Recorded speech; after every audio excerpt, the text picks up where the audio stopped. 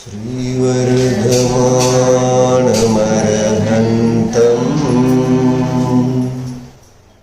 नत्वा बालप्रबोधये विरच्यते मितस्पष्ट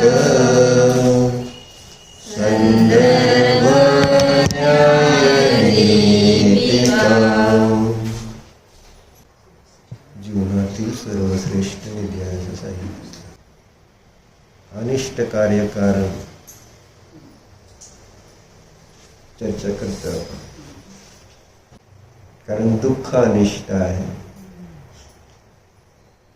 न्यायदीपिकेमध्ये त्या अनिष्ट दुःखरूप कार्याचा नाश करण्याचा उपाय सांगितलेला आहे. मग दुःख रूप जे अनिष्ट कार्य आहे त्याचं कारण कोण आहे हे आपण बघत होतो.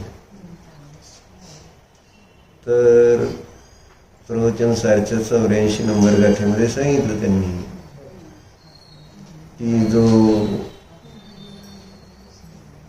मोह आहे तोच अनिष्ट कार्याचं कारण आहे.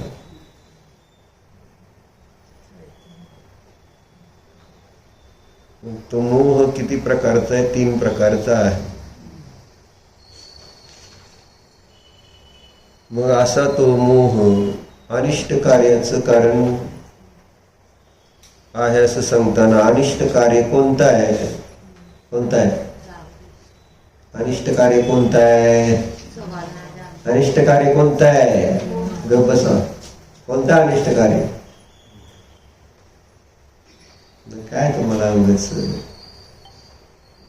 रोज सांगतोय तरी कळालं अनिष्ट कार्य कोणतं? अनिष्ट कार्य कोणतं आहे? मग काय परतंत्रता म्हणजे काय? बंध कोण म्हणायचं? बंध शब्दाचा वापर कोण करणार? इथं शब्द काय वापर? जाय दिवी हो बंध हो. परतंत्रतामध्ये बंध होत नाही. बंध म्हणजे परतंत्रता आहे असं सांगितलं. परतंत्रतेमध्ये बंध होतं म्हटलं का? बंध म्हणजे परतंत्र. बंध हे अनिष्ट कार्य आहे हे केव्हा कळणार? काय अवघड आहे. दयनीय दशा आहे आपली. बंधानुभव होत नाही आणि बंधाचा अनुभव ज्याला होणार नाही तो बंधातून मुक्त होण्यासाठी कशासाठी अभ्यास करेल शास्त्राचा?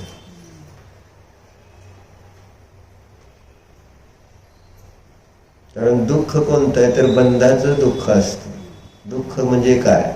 दुःख म्हणजे काय असतं? कारण ज्याला आपण दुःख म्हणतो ते ऍक्च्युली दुःख नाहीच आहे.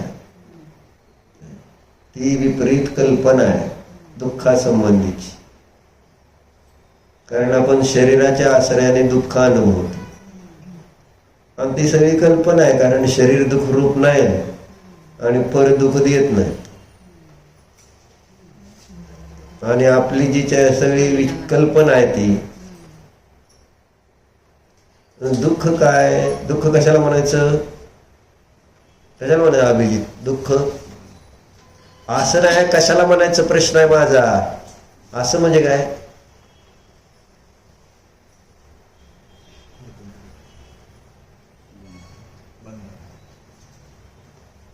दुःखाचं लक्षण माहिती नाही तुम्हाला? काय अवघड आहे. हा करेक्ट. एवढंच होतं.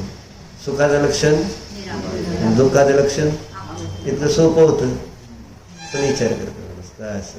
म्हणून म्हटलं काय नाहीच, दुःखच माहिती नाही अजून काय ते. आणि मग दुःख कसं नष्ट करणार? आणि आकुलता कशाला म्हणायची? आकुलता म्हणजे जे आपल्याला दुःख आहे ते आकुलता आहे. आणि ते आकुलता काय आहे?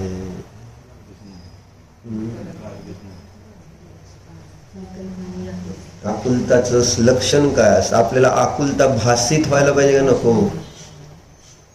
आणि आकुलता भासित झाली तर मग आकुलतेतून आपण सुटण्याचा प्रयत्न करणार, आकुलता नष्ट करायचा प्रयत्न करू.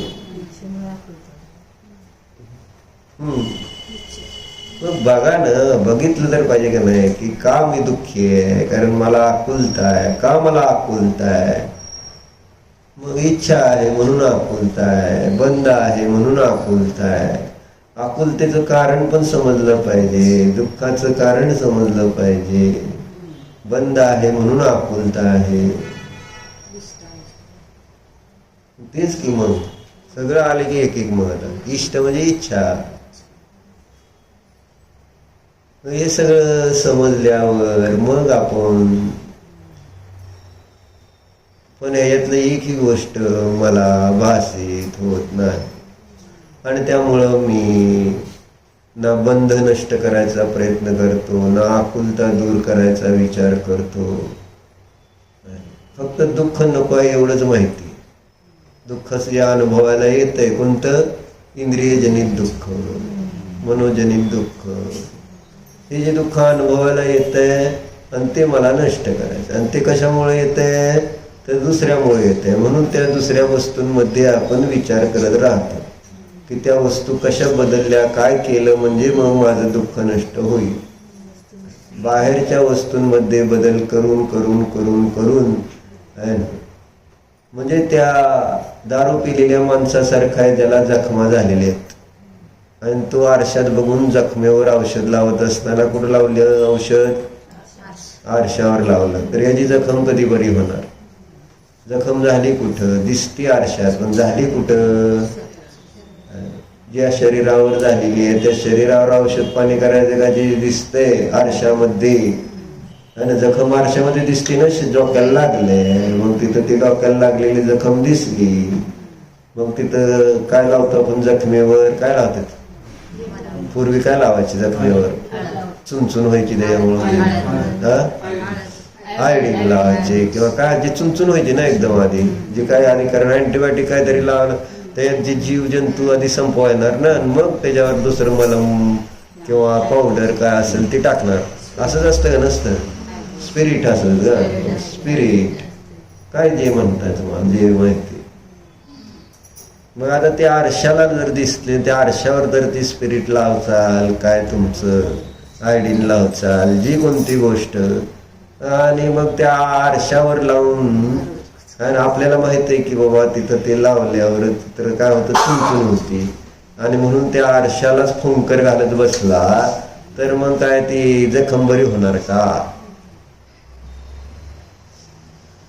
केवढी मोठी मूर्खता. दुसऱ्याची तर दिसते, त्या दारुड्याची दिसते, तेव्हा त्याला एवढं कळत नाही आरशात जे दिसते ते तिथं उपाय केला तर जखम बरी होत नाही, माझं दुःख दूर होत नाही.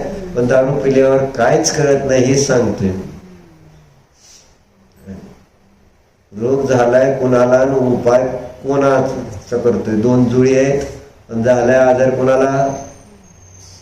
दुसऱ्या मुलाला झालाय आणि उपाय करते दुसऱ्याच. रोग झालाय दुसऱ्या डोळ्यात, काढतोय तिसऱ्याच डोळ्यात. दात दुखतोय शेजारचा आणि काढतोय तिसरा त्या शेजारचा. असं होतं की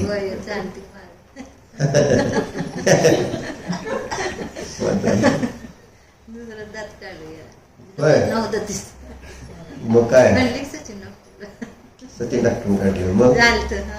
मग काय म्हटलं? चांगला दात काढला आहे. ते काय भूल दिल्यावर कायच कळत नाही.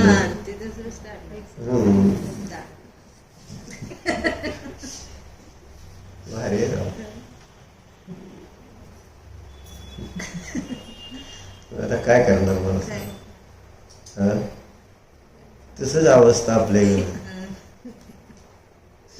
त्रास आहे जीवाला, उपाय चाललेत शरीरावर, संयोगावर, बाहेरच्या वस्तूंची. त्या ठिकाणी किती उपाय आपण दुसऱ्यावर केला म्हणून काय फरक पडणार आहे?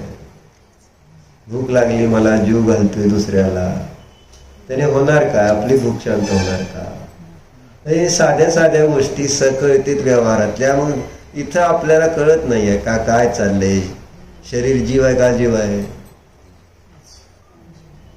मग त्याला वेदना असतेत का? त्रास असतो का?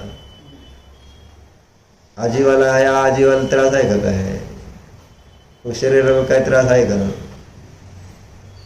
जीवाला तरी त्रास असतो का?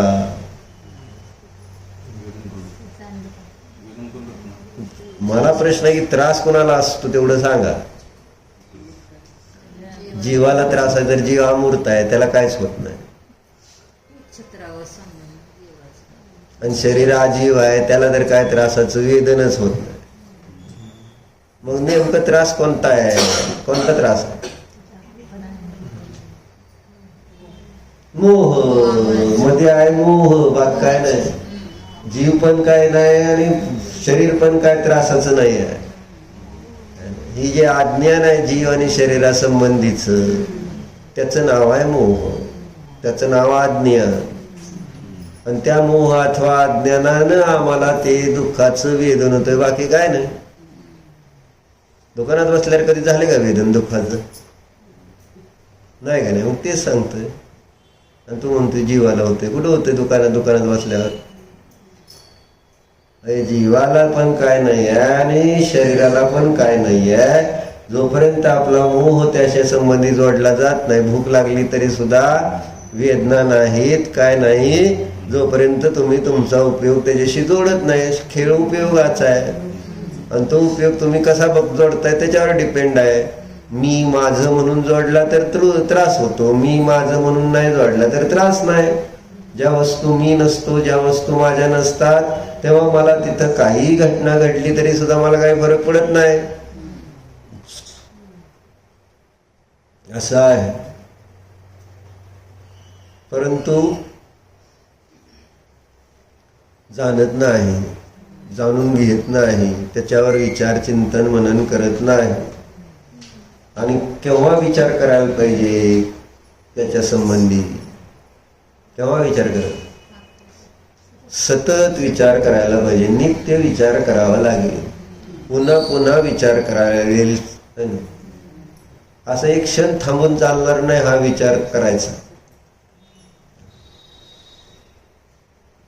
जसं आपण संसाराचे विचार सारखे करतो, थांबतो का कधी? तो आज दुकान उघडले, बंद केले, पैसे आले, थांबला का दुकानात सगळा विचार? राहतोय ना चालू. सिद्धम पुण्याला विचार चालू आहे का बंद झाले सिद्धमचे? हा, काय चालू आहे? असतं ना. आणि तसं जीवाचं कसं? कुणाचा जीव? सिद्धम कुणाचा? जीव कुणाचा? इतका जीव परकाय. सिद्धम परकाय का जीव परकाय? वस्तू स्वभावानुसार कोण परकाय आहे का नाही? मग बरं, नेपती सिद्धम म्हणतोय, हे मला माहित आहे. त्या बापाचा आणि पोराचा कधीच मेळ बसत नाही. नेपती तर कोण आहे? परके कसं आहे? आता फरक पडला का नाही? माहित आहे मला. वाईट टाकलाय ती. पण बायकोसोबत काही बोलता येत नाही. अवस्था अशी असते नवऱ्याची. बरोबर आहे का? पर आहे. मग त्यांचा किती विचार, किती चिंता, किती चिंतन, आणि त्याने काय होणार? काय होतंय काय?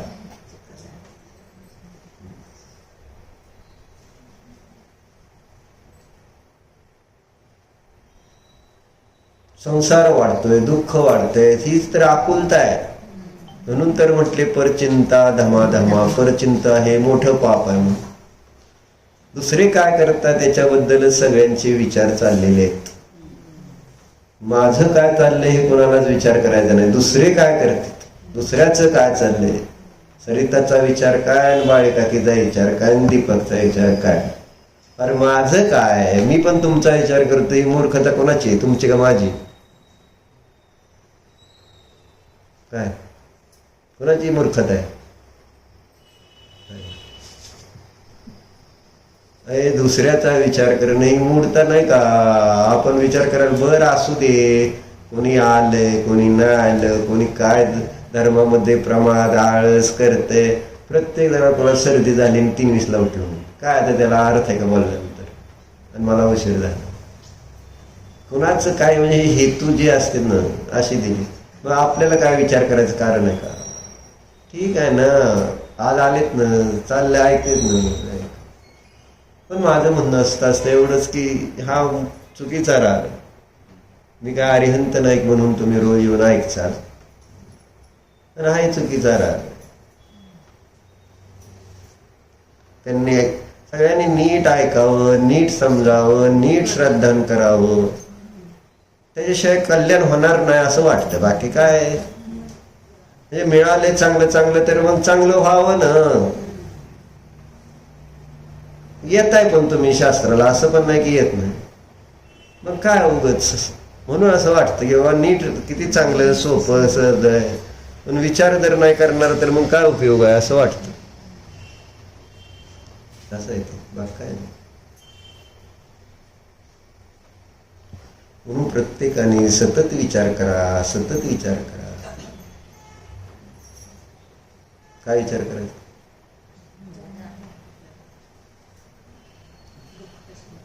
दुःख कशामुळं आहे म्हणजे ते समजलं, त्याचं श्रद्धान झालं पाहिजे. हो, म्हणजे दुःख कशामुळे आहे हे आपण वाचलंय, तुम्ही सांगताल शास्त्राच्या वेळेस हेच सांगणार. दुःखाचं कारण आकुलता आहे, दुःखाचं कारण बंद आहे. आणि घरी जाऊन विचारल्यावर काय दुःखाचं कारण सांगणार आहे प्रियंकाताई?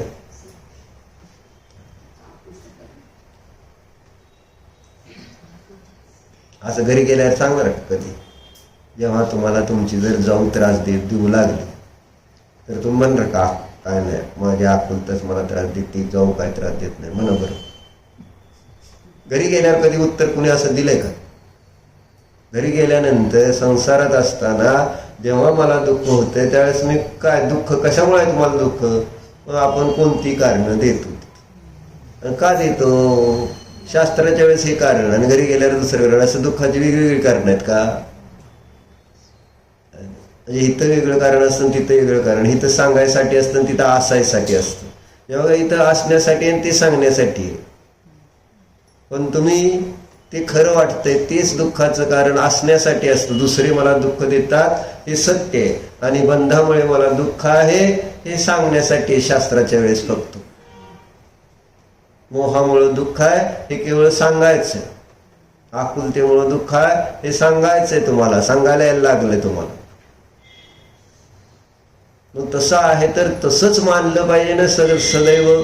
कोणत्याही काळात कोणत्याही क्षेत्रात गेलं तर व्याप्ती आहे ना त्याची. ज्यांना तुम्ही दुःखाचं कारण सांगता त्यांची व्याप्ती नाही आहे. सदैव सर्व क्षेत्रात सर्व काळात ते दुःखच देतात असं नसतं. परपदार्थ आणि परपदार्थ दुःखच देत नाही तेव्हा व्याप्तीचा विषय येत नाही. परंतु इथं जेव्हा सांगितलंय, काय सांगितलंय? जिथं जिथं शल्य आहे तिथं तिथं व्याप्ती आहे ना. कुठल्याही क्षेत्रात जावा, कुठल्याही काळात जावा, ज्याच्या हृदयामध्ये शल्य असणार त्याला दुःख असणार. नियम आहे. हा जीव दुःखी आहे कारण याच्या हृदयामध्ये शल्य आहे. म्हणजे तिथं ती व्याप्ती आपल्याला लक्षात घेतली पाहिजे आणि तेव्हा त्याच्यावर विचार करणं गरजेचं आहे. दुःख नको आहे तर शल्य नष्ट झालं पाहिजे. माया, मिथ्यात्व, निदान, हे 3 शल्य का ना. निशल्य वृत्ती. शल्य ज्याच्या हृदयामध्ये नाही तो सुखी आहे. जसं पायात ज्याच्या काटा नाही त्याला त्रास नाही. म्हणजे ज्या पायात हात काटा रुतलेला आहे, निघालेला नाही, आणि किंवा दातात का अडकलेला आहे, तर मग निरंतर ते त्रास देतंय का नाही? सीटला कुरूप झाले तुझ्या समोर दीपक आणि तू बसलाय, मग काय होतं? मग सारखं दुखणार का? कधी कधी दुखणार. सारखं त्रास होतो नाही बसलं की, असं असतं. म्हणून आपल्याला हे जे सांगितलं जातंय त्याच्यावर आपल्याला विचार केला पाहिजे. म्हणून कशासाठी सांगितलं इथं? मोहाने, रागाने, दोषाने जेव्हा परिणत होतो जीव तेव्हा त्याला काय होत असतो? अनेक प्रकारचा, एक नाही प्रकारचा. जायदी विविहो बंधो है ना. ही सगळा कर्मयोग एवढ्या 2 शब्दात आहे. विविहो बंधो सगळं कर्मकांड याच्यात आलेलं आहे. विस्तार जर करायचं घेतलं नाही आणि कर्मकांड सुरू केलं तर अख्खा कर्मकांड वाचायला लागलं मला एवढ्या विविहो बंधोला. जायदी विविहो बंधो. अनुभवायला यायला नको हे.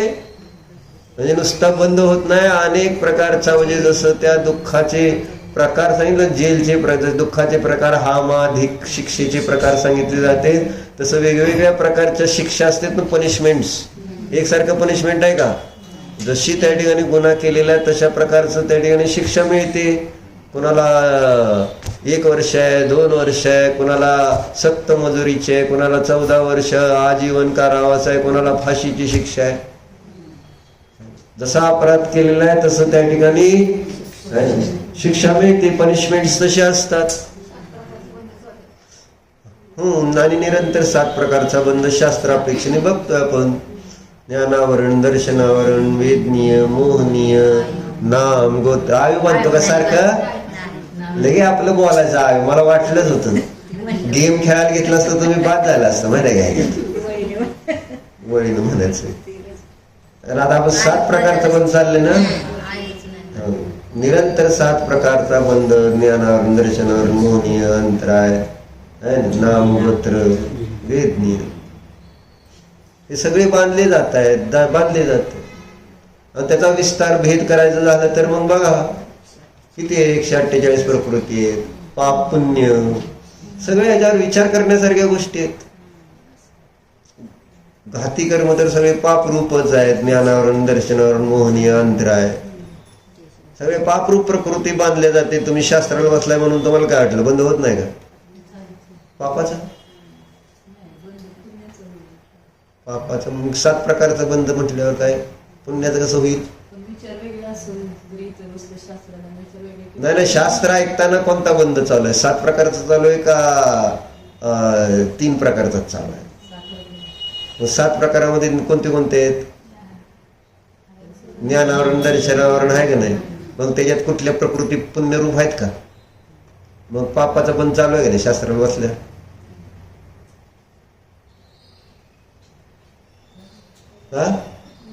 आहे का नाही? 7 प्रकारचा आहे म्हटल्यानंतर चालू आहे. हो, असं होत नाही. आपण भले समजू की नाही नाही, मला फक्त आता पुण्य, मी आता शुभ कार्य करतोय आणि म्हणून मला पुण्याचा बंदच होतोय, असं काय आहे? जोपर्यंत 4 घाती कर्म आहेत, गुणांचा घात करतायत, तुम्ही इंद्रियाने जाणताय, त्यामुळे ज्ञानावरण कर्म बांधलं जाते, दर्शनावरण कर्म बांधलं जाते. कुठलं ना कुठलं कसं ना कसं कोणाला तरी अंतरा केली, मोह आहे, चारित्र मोह आहे ना. म्हणजे वेगवेगळ्या प्रकारे म्हणजे ते तीव्र आणि मंद आहे एवढंच. म्हणजे शुभ करत असताना त्याचा बंद होतो, म्हणून असं नाही की शुभ करताना अशुभाचा बंद होत नाही, अशुभ करताना शुभाचा बंद होत नाही. अशुभामध्ये पण थोडं शुभ आहे, शुभामध्ये पण अशुभ आहे. फक्त गौण मुख्यता तुमच्या परिणामानुसार सांगितली, त्यानुसार त्याच्यात स्थिती अनुभाग पडत असतो. स्थिती आणि अनुभाग कमी जास्त पडतो एवढंच. तुम्ही आता शुभ करताय तर त्या घाती कर्म प्रकृतीमध्ये स्थिती अनुभाग कमी पडतोय. जेव्हा अशुभ करताल तर घाती कर्मामध्ये स्थिती आणि अनुभाग बंद विशेष पडेल. तुमची लेशा कशी आहे त्याच्यावरून डिपेंड असतं सगळं. सगळे प्रकार आहेत ते. म्हणून असा करणं नाही. जायदी विवी हो बंद. अनेक प्रकारचा बंद त्या जीवाला होतो.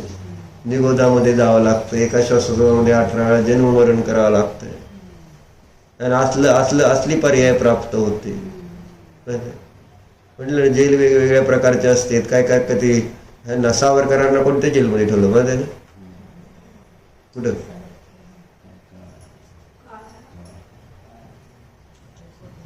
वीर सावरकरांना कुठं अंदमान निकोबार ठेवलं होतं का नव्हतं? काय ती सुद्धा इतिहास नीट शिकला नाही राव तुम्ही, कायच नाही. आणि तिथं किती त्रास होता कैद्यांना तुम्हाला माहिती आहे का? जेवण म्हणजे तिथं गेलेला कैदी मरणारच शक्यतो. ज्याला तिथं पाठवलंय त्याचा अर्थ तिथं गेल्यानंतर माघारी यायची शक्यता कमी आहे.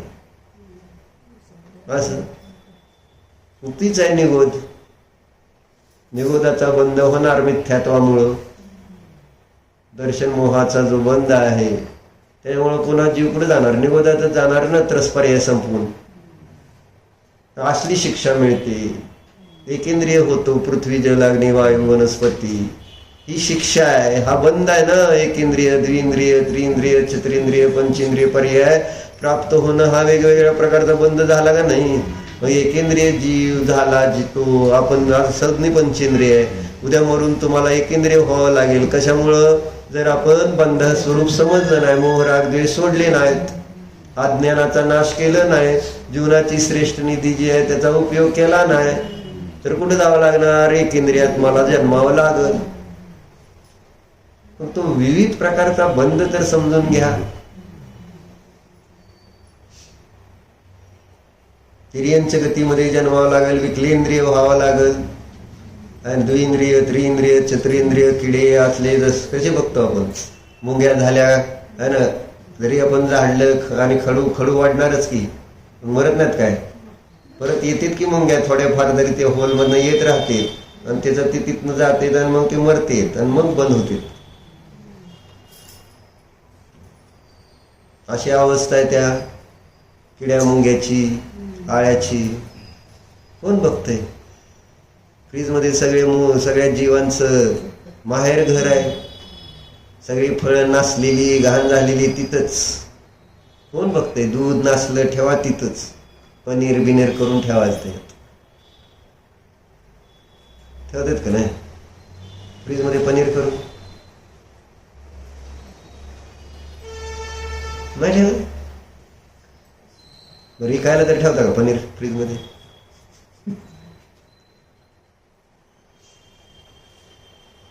सांगायचं तात्पर्य एवढ्या अशा त्या जीवांची हाल किती. पाले भाज्या जर एकेंद्रिय बघितल्या तर कशात तुम्ही तेल टाकून तळता त्या तव्यात?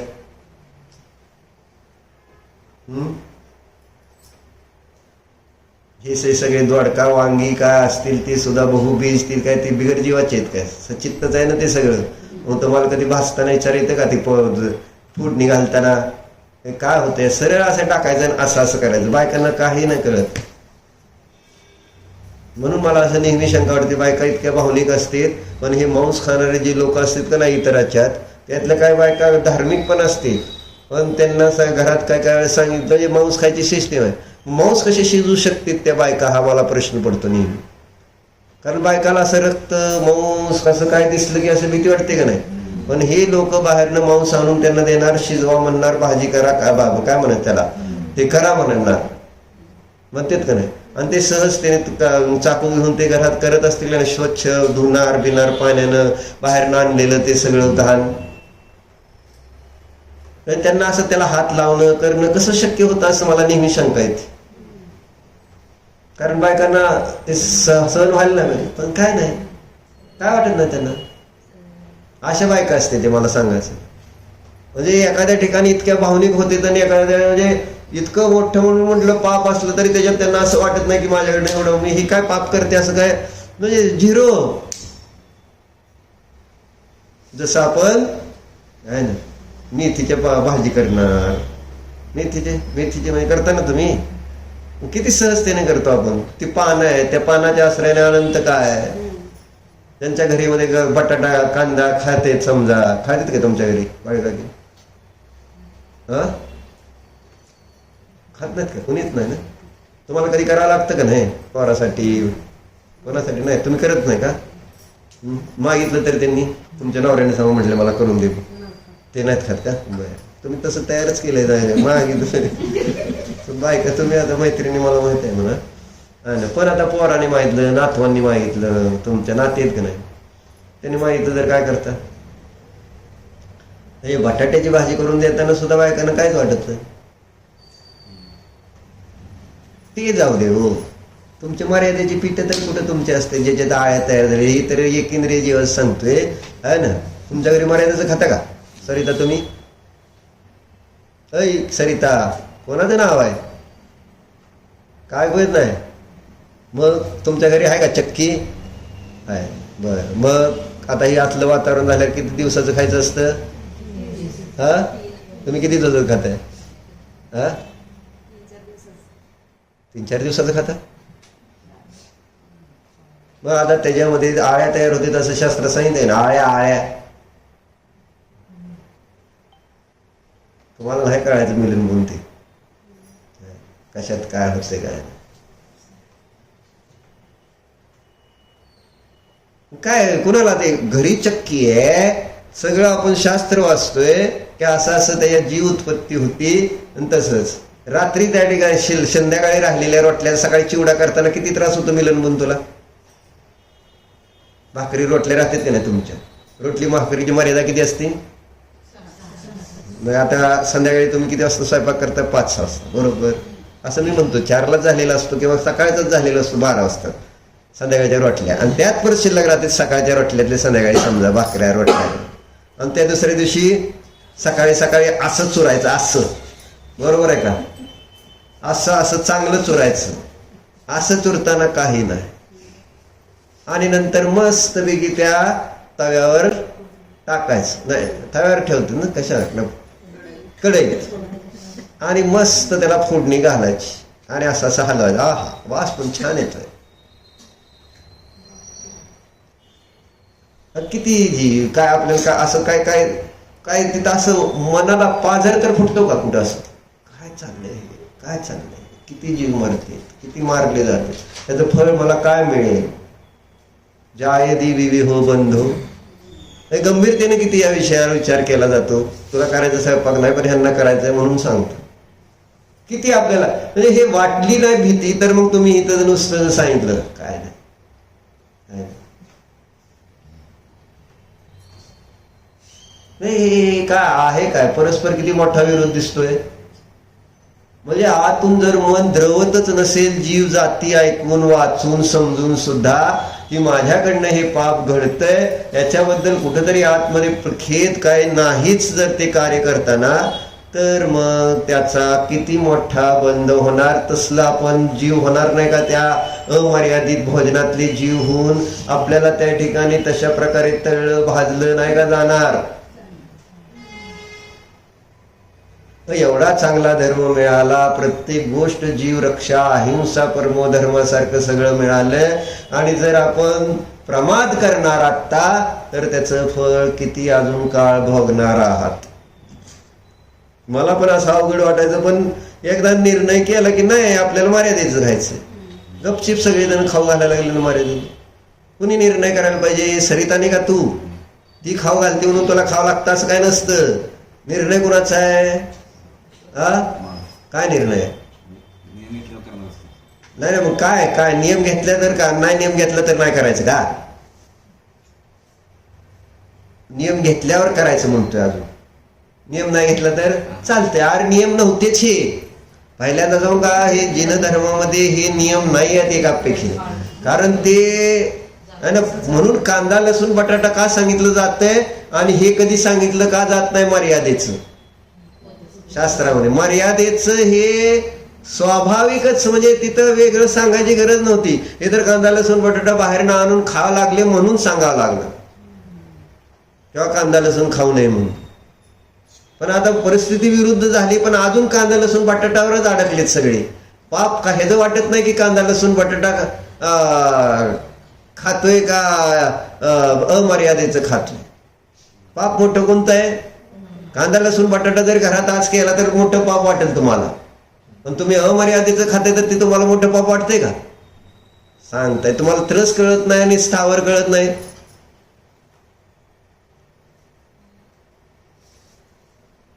कांदा लसूण बटाटा खाणारा आहे परंतु मर्यादेचं जेवण करणारा आहे आणि एखाद्यानं कांदा लसूण बटाटा खात नाही परंतु तो मर्यादेचं जेवण करतोय कोण पापी जास्त जास्त पापी कोण प्रियंका जास्त दोघं काय मी म्हणले मी प्रश्न 2 विचारले 2 नाही एक प्रश्न विचारले दोघात पापी कोण हा प्रश्न विचारलाय मी त्रसकायिक जीवाला मारणारा जास्त पापी आहे का स्थावरकायिक जीवाला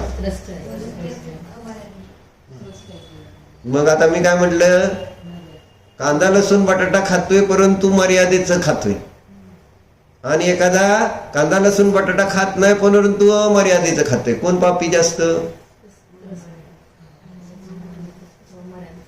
कांदा लसूण बटाटा खात नाही पण तर आपली म्हटलं नाही रूढी पडलेली आहे रूढी ओनली रूढी आहे डोक्यात बसलेली आणि आपलं चाललंय आपल्याला काय काय विचारच करायचा नाही की काय चाललंय, काय कुठं जीव कोणते आहेत, कोणत्या जीवाच्या हिंसेमध्ये कोणतं पाप आहे. त्रस जीवाच्या हिंसेमध्ये मोठं पाप आहे का स्थावर जीवाच्या? व्रती होते तेव्हा त्रस जीवाचे त्यागी होते, स्थावर जीवाचे नाही.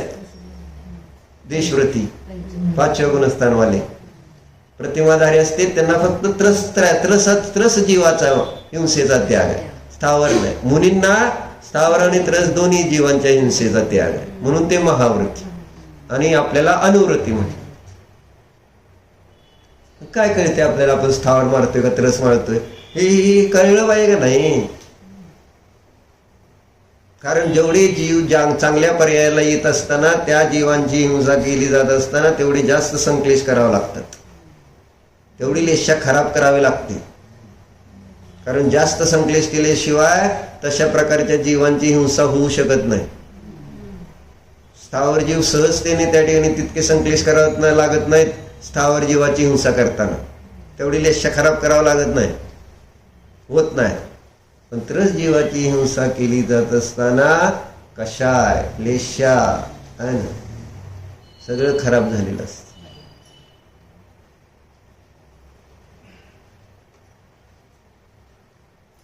म्हणून जेवढा मोठा व्यक्ती त्याला मारण्यासाठी तेवढे जास्त संक्लेश करावे लागते.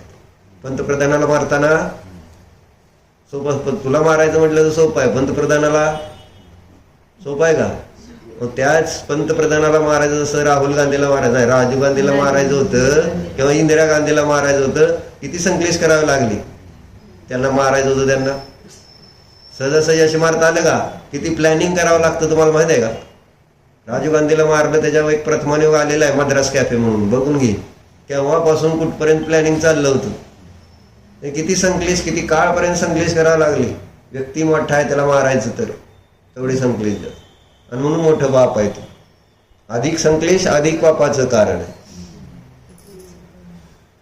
कळलं? म्हणून विचार करायला पाहिजे. म्हणून पिठाचा कोंबडा तिथं तर मारलंच नाही, एक इंद्रिय पण मारले नाहीत. अधिक संक्लेश केले, केवळ संज्ञी पंचेंद्रिय कोंबड्याचं मारायचं, काहीच मारलं नाही त्यांनी तर. आणि तंदुल मत्स्याने काहीच खाल्लं नाही, म्हणजे मासे कानातला मळ खाल्ला फक्त, आणि 7व्या नरकात दोघं गेलेले आहेत. तर समजून घ्या ना व्यवस्था काय. जायदी विविहो बंधू काय लिहिलंय, कसे कसे जीव कुठं कुठं कसे कसे जन्मतेत. लाईटवर उडणारे किडे कसे असतात, का असतात. पावसाळ्यात तुम्ही रस्त्याने चालल्यावर बिंडकुळे रस्त्यावर पडलेले आहे आणि त्यांच्यावरनं गाड्या जात आहेत, काय अवस्था आहे. कशामुळं कशामुळं मोह राग द्वेष, त्यामुळं तशा प्रकारचा बंद झालेला आहे. गाडी चालवणाऱ्याला कधीच ते वाटत नाही की माझ्याकडे बिंडकुळी मिली, काय होते त्याला. तिने मध्ये यायला नव्हतं पाहिजे ना रस्त्यात, रस्ता तुझ्या आपल्या वडिलांचा आहे ना, आहे का? मग माझ्या रस्त्यावर कोणी यायचं नसतं. असे ते त्रस जीव संज्ञी पंचेंद्रिय जीव सहजतेने मारतात. हे कशामुळे झालेलं आहे? मोहाचं फळ भोग. आणि तरी सुद्धा मला मोह आहे ना सम्यक रूपाने क्षय करण्यासारखा असं वाटत नाही. तम्हा ते संखवई दव्वा, म्हणून ते त्या ठिकाणी संक्षिप्त म्हणजे सम्यक प्रकारे नष्ट करण्यासारखे आहेत असं वाटलं पाहिजे का नको? आणि हे वाटेल केव्हा तुम्ही जर त्याच्यावर विचार करचाल पुन्हा पुन्हा. तर एखाद्या गोष्टीचा पुन्हा जसं सिद्ध मला का वाटतं तसं सारखं नको नको नको, हिंसा नको हिंसा. त्याने तर म्हटलं त्याचं हृदय किती कोमल आहे, त्याला अशी हिंसा त्याला सांगितलं नुसतं माताजींनी तरी त्याच्यावर एवढा मोठा इफेक्ट झाला. आणि आम्ही किती सांगा, कोण सिद्धम चांगला आहे का आपण चांगले? दीपक आपण म्हणतो सिद्धम याड आहे, बरोबर आहे का नाही? काय त्याला असं होतच असतं, हिंसा तर होतच असते. काय करा, उलट त्याला सोन्यासारखा व्यवस्थित ठेवला पाहिजे. माझ्यापेक्षा त्याची चांगली काळजी घ्यायला पाहिजे होती. घरी निवांत राहा, तू काय शिकू नको, काय करू नको, मस्तपैकी धर्म कर, शास्त्राभ्यास कर, ब्रह्मचर्य व्रत घे, काय सुद्धा करू नको, कायच नाही. लागल तेवढे पैसे देतो, सगळं तुझ्या नावानेच करून टाकतो. आणि तुला जर नाही हिंसा आवडत तर नको करू. शिकला काय एवढं, मी दुकान टाकलंय डिफार, मग काय नाही केलं डिफार, बरोबर आहे. म्हणून शेवटी बिचाऱ्याला पाठवलंच, काय करू नाही. त्रास होतोय म्हणतोय तरी सुद्धा नाही. त्याला त्रास होत होता ती जेव्हा हिंसेचं काय, कारण आता त्यांनी सांगितलं, म्हटले ते कोंबडीचं काहीतरी पायाचं डिसेक्शन करायला आलं होतं म्हणून. नको म्हटला होता, आला तर माघारी परत, म्हणून परत पाठवलं तर परत तसला आलं, परत माघारी आला. अरे तसं चालतं तेवढं डिसेक्शन करायला, काय होत नाही. आपण काय शिकतोय का नाही?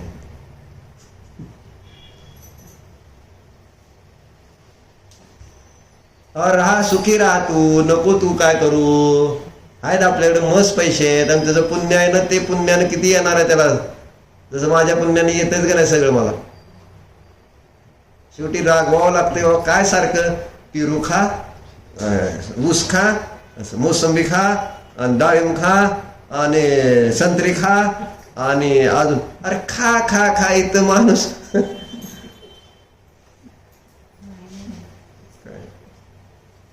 असे त्रास आहे त्याचा, खायचा त्रास. चिंतन करावं लागेल बाबा.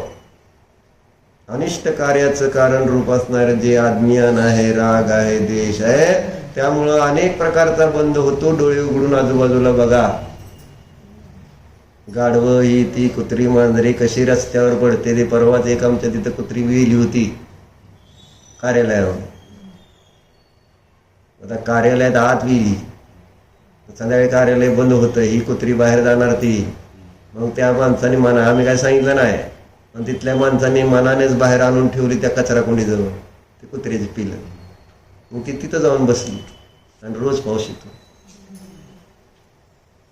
जगली का मेली काय माहिती ती. कोण विचार करता येतं त्याच्याबद्दल, त्या कुत्र्यांच्या पिल्ल्यांबद्दल?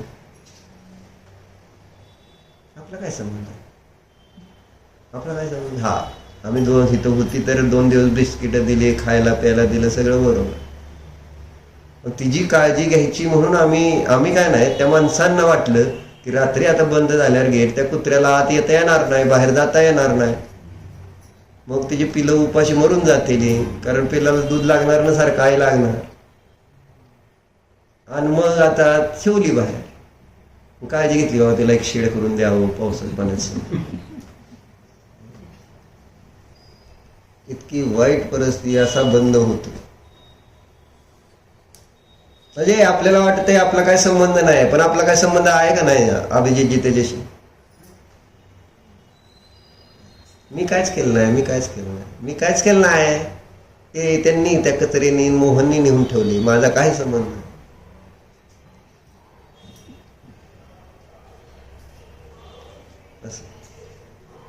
मला ते सांगायचं नाही, म्हणजे कसा बंद होतोय मला सांगायचं. न कळत असे म्हटलं ना, बुद्धिपूर्वक तर अनेक प्रकार होतोय, अबुद्धिपूर्वक पण चालू आहे बंद.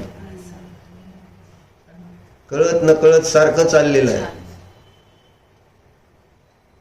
म्हणून विचार करा. हे संसार राहण्यासारखा नाही आहे. संसारातनं मुक्त होणं हेच आपलं कर्तव्य आहे. आणि त्यासाठी आपल्याला या मोहाला काय केलं पाहिजे? संक्षिप्त आहे ना, त्याला संकुचित कमी केलं पाहिजे. आणि ते बुद्धीतून चालू झालं तर मग आचारात होईल. म्हणतोय का बाबा मी आजपासून मर्यादेचंच खाईन म्हणून? काय करायचंय? अजून भीती वाटते. नरकात जाऊन, दुर्गतीत जाऊन तसलं दुःख भोगायची भीती वाटत नाही. पण आज मर्यादेचं कसं घेऊन मी नियम घेतलं तर मग मला उपाशी राहावं लागेल काय? मी मरीन काय? मरत काय मर्यादेचं खाल्लं नाही का? नियम घेतलं काय मस्त फळं खाता येतात, काही खाता येत, पण कशाला उगीच भीती? कशाची भीती आहे? मग अहो आजपासून मी करतो निर्णय किंवा नियम म्हणत नाही निर्णय की मर्यादाच खाईन आणि नियम घेतला तर माझं तर काय जाणार आहे, तुला मोठा पुण्य बंद होईल. पण कोणाची डेअरिंग हिंमत होती मर्यादेतच खाणार म्हणून? काय तुम्ही कसलं खाताय? नाही खात, खातच नाही तुम्ही. काय म्हणताय? नाही खात का? चक्की नाही का तुमच्याकडे? मग सुनबाई काय खवळते का मला मर्यादेत त्यांना द्यायचं नाही म्हणून? मग कोण खवळत आहे तुम्हाला? बघा बाबा, विचार करण्यासारखी गोष्ट. त्रस त्रस आळ्या तयार होते, आळ्या. ओम नमः.